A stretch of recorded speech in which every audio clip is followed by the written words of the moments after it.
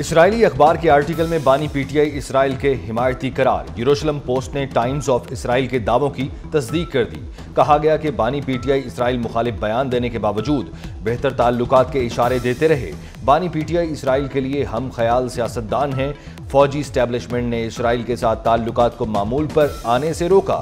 بانی P T I Pakistan میں اسرائیل سے متعلق عوامی رائے اور فوجی پالیسی بدل سکتے ہیں۔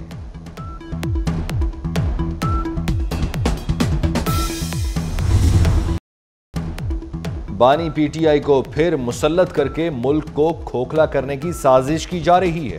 احسن اقبال نے بانی پر تنقید کے نشتر برسا دیے۔ کہا لوگ اب سمجھ گئے ہیں پروجیکٹ بانی پی ٹی آئی کے پیچھے کون ہے۔ سینئر صوبائی وزیر مریم اورنگزیب نے کہا یروشلم پوسٹ نے بانی پی ٹی آئی کا دوغلا پن اور تضادات کا پہلو بے نقاب کر دیا۔ مضمون میں کہی گئی باتیں آنکھیں کھول دینے والی ہیں۔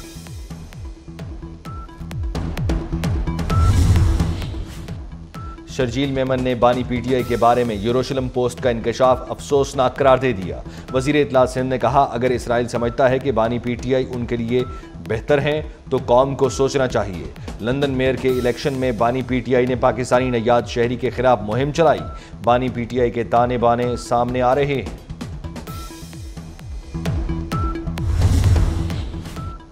انتشاری سیاست مسترد کر کے عوام نے معاشی پالیسیوں میں بہتری کو ترجیح دی۔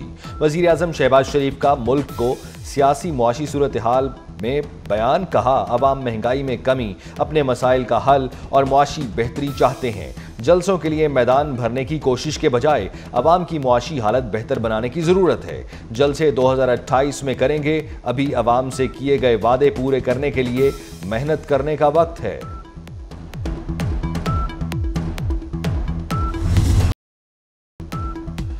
گزشتہ روز قانون توڑنے والوں کے خلاف قانون سختی سے نمٹے گا، کسی کو نہیں چھوڑا جائے گا، عظمہ بخاری نے متنبع کر دیا۔ کہا پنجاب کسی کی خالہ جی کا گھر نہیں ہے، سیاسی سرگرمیاں قانون کے اندر رہ کر کرنی ہوں گی۔ کل پی ٹی آئی نے حکومتی رٹ تسلیم کی، عوام نے بتا دیا بزدار اور گنڈا پور جیسے لطیفے مقدر نہیں بن سکتے۔ وفاقی وزیر رانا تنویر حسین نے کہا پی ٹی آئی خوارج میں شامل ہو چکی ہے، وہ وقت دور نہیں جب فتنہ دفن ہوگا اور ملک ترقی کرے گا۔ وزیر اعظم کا دورہ اقوام متحدہ کی مصروفیات کا شیڈیول سامنے آ گیا۔ شہباز شریف 23 سے 27 ستمبر اقوام متحدہ کی جنرل اسمبلی کے سیشن میں شرکت کریں گے۔ 27 ستمبر کو اقوام متحدہ جنرل اسمبلی میں خطاب کریں گے۔ عالمی امن، سلامتی اور فلاح و بہبود میں اقوام متحدہ کے کردار کی حمایت کریں گے۔ مسئلہ فلسطین اور تنازع جموں و کشمیر کی اہمیت پر زور دیں گے۔ اسلامو فوبیا کے بڑھتے ہوئے رجحان کے خلاف فوری اقدامات کرنے کی اپیل کریں گے۔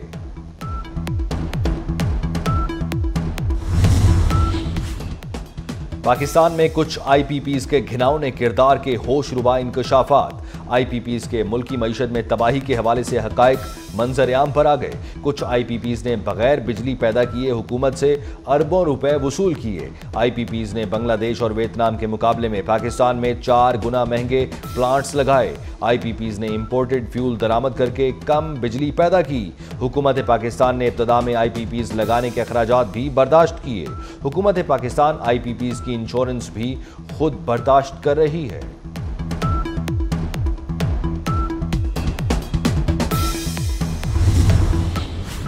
حزب اللہ کا اسرائیل پر بڑا جوابی وار۔ لبنان سے اسرائیل میں انتہائی اندر تک حملہ، پہلی بار حیفا اور فوجی ایئر بیس پر راکٹوں کی برسات کر دی۔ اسرائیلی دفاعی نظام حزب اللہ کے راکٹس روکنے میں ناکام۔ صہیونی ریاست میں لوگوں کی نقل مکانی اور حرکت بند ہو گئی۔ امریکہ نے بھی اپنے شہریوں کو لبنان چھوڑنے کی ہدایت کر دی۔ گزشتہ روز اسرائیل نے لبنان میں 290 کے اہداف پر 400 سے زائد حملے کیے۔ ترجمان حزب اللہ کا کہنا ہے یہ واقی ٹاکی اور پیجر حملوں پر ابتدائی رد عمل۔ لبنانی وزیر اعظم نے اقوام متحدہ جنرل اسمبلی اجلاس میں شرکت منسوخ کر دی۔ سیکریٹری جنرل اقوام متحدہ کا انسانی جانوں کے ضیاع پر اظہار افسوس۔ کہا لبنان کو ایک اور غزہ بننے نہیں دیا جا سکتا، لبنان کو کھنڈرات میں تبدیل ہونے سے روکنا ہوگا۔ ترکیہ کے صدر کی لبنان میں اسرائیلی حملوں کی شدید مذمت۔ کہتے ہیں اسرائیل پھر دہشت گرد گروپ کی طرح حملے کر رہا ہے۔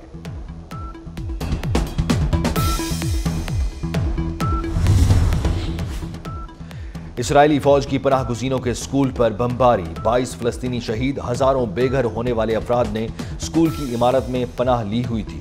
حملوں کے آغاز سے اب تک کم از کم 41,391 فلسطینی شہید ہو چکے۔ اسرائیلی فوج کا رام اللہ میں الجزیرہ ٹی وی کے بیورو آفس پر دھاوا، دفتر کو سیل کر کے دروازے پر آہنی پلیٹیں ویلڈ کر دیں۔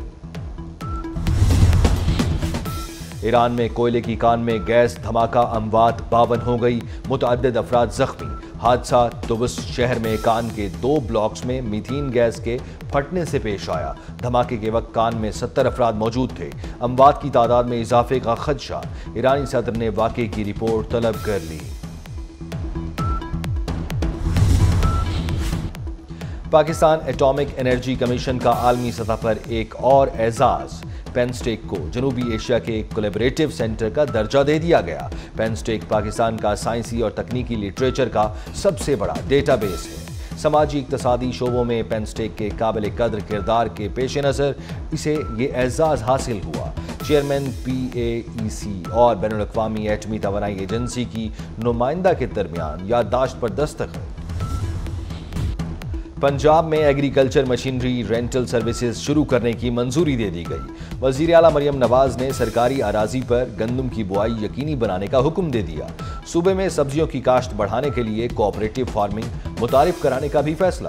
2000 ایکڑ پر بے موسمی پیاز، ٹماٹر کی کاشت کا منصوبہ لایا جائے گا۔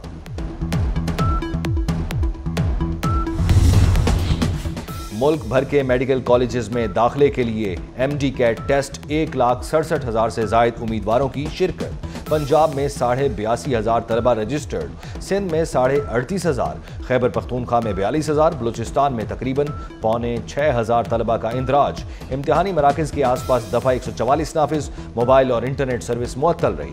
مختلف جگہوں پر بد انتظامی کی اطلاعات، لاڑکانہ میں پرچہ لیک، فی طالب علم 12 لاکھ روپے میں فروخت۔ امتحانی مرکز کے دروازے بند ہونے پر بد نظمی، ورثاء اور طالبات کی جانب سے گیٹ توڑنے کی کوشش، احتجاج کے دوران طالبہ بے ہوش ہو گئی۔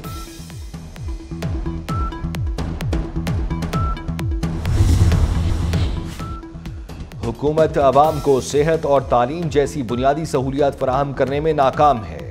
حافظ نعیم الرحمان کی حکومتی پالیسیوں پر تنقید۔ ایکسپو سینٹر کراچی میں بیمہ کنونشن سے خطاب میں کہا، پاکستان میں تعلیم اب منافع بخش کاروبار بن چکی ہے۔ میڈیکل کالجز میں بھاری فیسوں کا بوجھ مڈل کلاس خاندانوں کو تعلیم سے محروم کر رہا ہے۔ فیصل آباد کے اسپتال میں بے ہوشی کا انجیکشن لگا کر 14 سالہ لڑکی سے زیادتی۔ اسپتال کے ملازم نے دوست کی بیٹی کو چیک اپ کے بہانے بلا کر زیادتی کا نشانہ بنایا۔ ملزم فرار، واقعے کا مقدمہ درج۔ کرتارپور میں سکھوں کے روحانی پیشوا بابا گرو نانک کی 485ویں برسی کی تقریبات اختتام پذیر۔ پاکستان اور بھارت، امریکہ، برطانیہ سے آئے سکھ یاتریوں نے مذہبی رسومات ادا کی۔ تقریبات کا اختتام گردوارہ سری دربار صاحب کرتارپور میں بھوگ اکھنڈ پاٹھ کے ساتھ ہوا۔ صوبائی وزیر اقلیتی امور رمیش سنگھ اروڑا نے خصوصی شرکت کی۔ پارلیمانی سیکریٹری سونیا عاشر، چیئرمین متروکہ وقف املاک بورڈ اور دیگر نے بھی شرکت کی۔